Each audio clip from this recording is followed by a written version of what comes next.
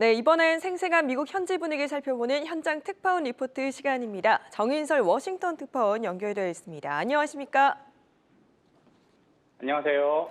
예, 지금 바이든 정부가 지난해 무산됐던 억만장자세를 다시 추진하려고 하는데요. 이게 추진이 됐을 경우 나라 살림에는 얼마나 도움이 되는 겁니까? 구체적인 내용 전해주시죠.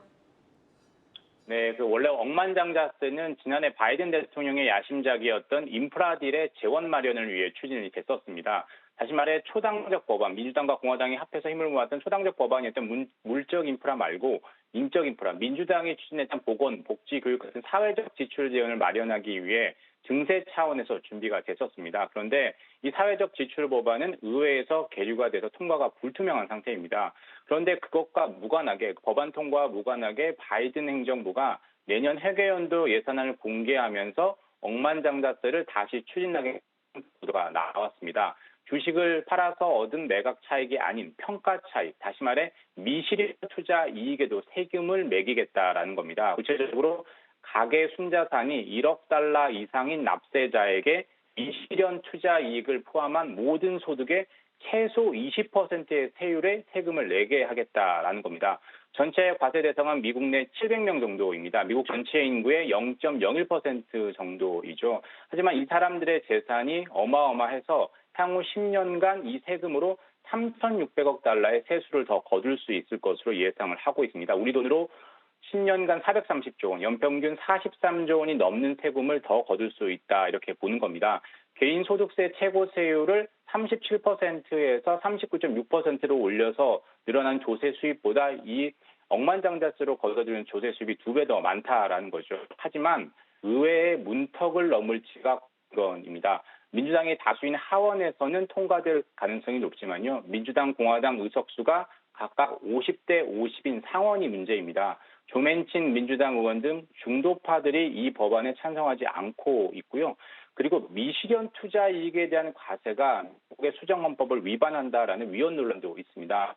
만약에 주가가 떨어져서 평가 차익이 아닌 평가 손이 나면 세금을 환급해 줄까요? 그렇지는 않을 겁니다. 이런 법적 논란을 해소하고 의회를 통과할 수 있을지가 억만장자세의 향후 운명을 가릴 것으로 보입니다. 예, 그리고 요즘은 세계 어디를 가도 물가 상승, 물가 부담을 체감할 수 있습니다. 얼마 전에는 고깃값마저 급등할 것이다라는 전망이 나오면서 미트플레이션이란 말도 나왔는데요. 요즘 상황이 좀 어떻습니까? 네, 한국도 마찬가지지만 미국에서도 고기 말고도 안 오른 게 없습니다. 그래도 한국이나 다른 나라에 비해서 덜 오른 최후의 보루가 하나가 그 고기였는데요.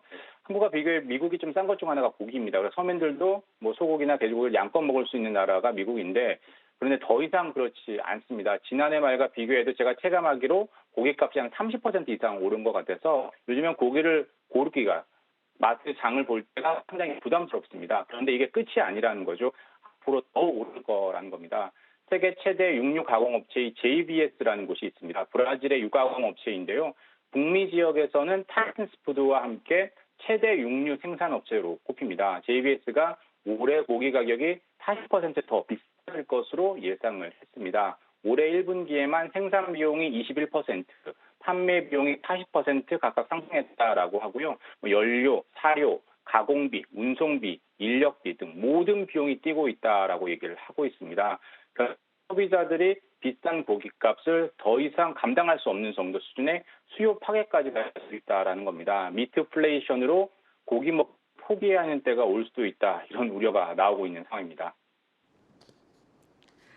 네, 끝으로 이번 주 투자자들이 눈여겨볼 만한 이슈 그리고 또 이벤트들 종합적으로 전해주시죠.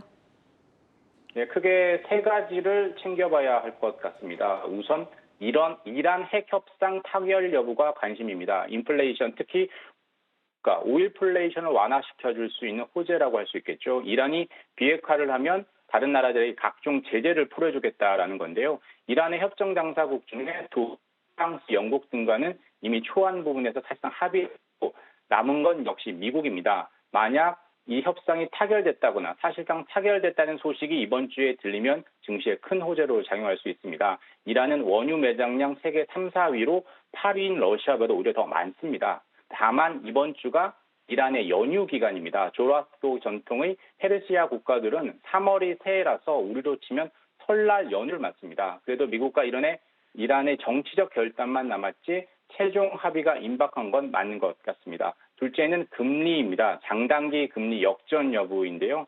장기 금리가 단기 금리보다 높은 게 정상인데 지금은 단기 금리가 장기 금리보다 높아지고 있다라는 겁니다.